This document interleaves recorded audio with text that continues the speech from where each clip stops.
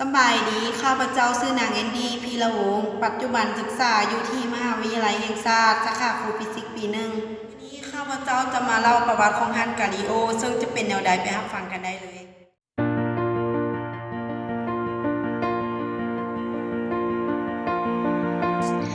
กาลิเลโอมีความจะคิดตั้งแต่ยังหนุ่มแต่เพิ่นก็ได้เข้าสมัครเรียนวิชาแพทย์ที่มหาวิทยาลัยปีซาตามความต้องการของพ่อกาลิเลโอเรียนแพทย์บ่จบแต่กลับไปได้ใบปริญญาสาขาคณิตศาสตร์มาแทนปีคศ1591เพิ่นได้รับเลือกเป็นหัวหน้า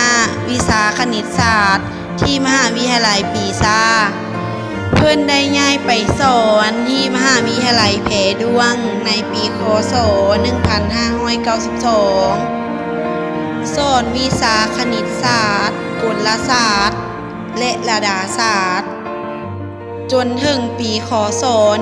1610ในเวลานั้นกาลิเลโอได้ทำการค้นพบ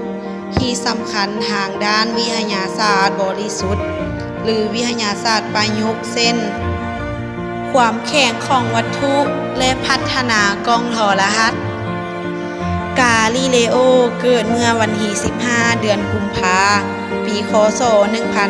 1564ที่เมืองปีซาประเทศอิตาลีเพิ่นได้เผยแพร่งานค้นคว้าของเพิ่น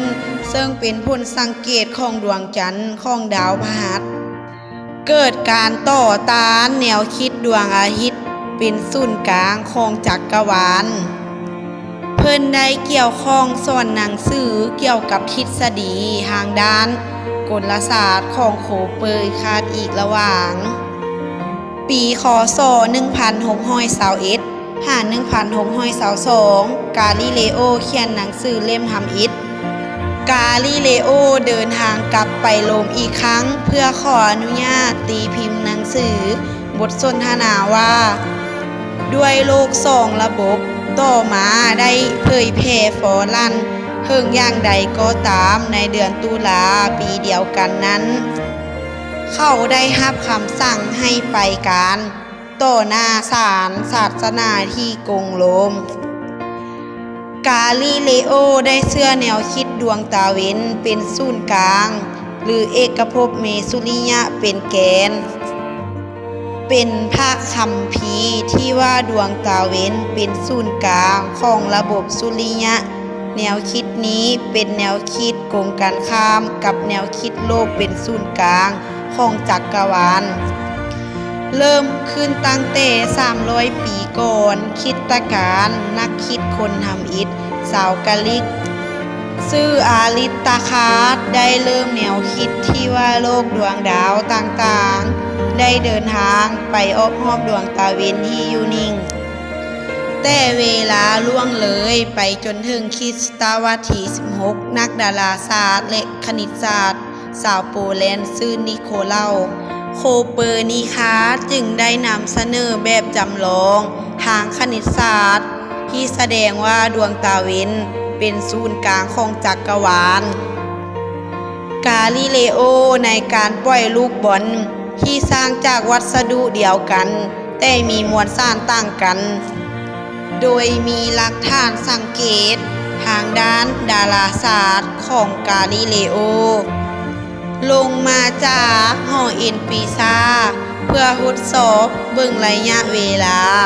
ที่ใช้ในการตกลงวัตถุหนักกว่าจะตกลงมาวัตถุเบาโดยมีสัดส่วนแปรผันกลมกับน้ำหนักเรื่องราวการทดลองนี้เป็นเรื่องราวขันกันอย่างล่วงหลายแต่บ่มีปัญหาใดที่จะยืนยันว่ากาลิเลโอเฮ็ดการทดลองนี้นักประวัติศาสตร์ลงความคิดเห็นว่าเป็นเพียงการทดลองแนวคิดแต่บ่ได้เฮ็ดแท้ท่านกาลิโอได้ค้นพบแท้จริงว่าหน่วยโลกปิ่นอ้อมดวงตาเว้นบ่แม่นดวงตาเว้นปิ่นอ้อมหน่วยโลกกาลิเลโอได้เชื่อศูนย์กลางของจักรวาลจากเอกสารค้นคว้าเท็จให้เราตัดสินใจว่าเป็นผู้สงสัยให้แหง เกี่ยวข้องกับมวลสารของพวกมันหรือบ่ผลจากการทดลองนี้ขัดแย้งกับความเชื่อที่อริสโตตันเคยสั่งสอนมาในการเป็นพวกนอกลีกกาลิเลโอถือครอบคลุมตัวอย่างเข้มงวดเป็นต้นไปเราต้องได้อยู่บ้านชนบทที่อ่านเสร็จลีนอกเมืองฟอลันกาลิเลโอตาบอดอย่างหาวรหังยังต้องทุกข์ทรมานจากพยาธิไส้เลื่อนและพยาธินอนบ่หลับต่อมาเราจึงรับอนุญาตให้ไปฟอลันเพื่อรักษาตัวเรายังคงออกต้อนรับคนมาเยี่ยมหาอยู่เสมอจนถึงปีคศ 1642ถึงเราได้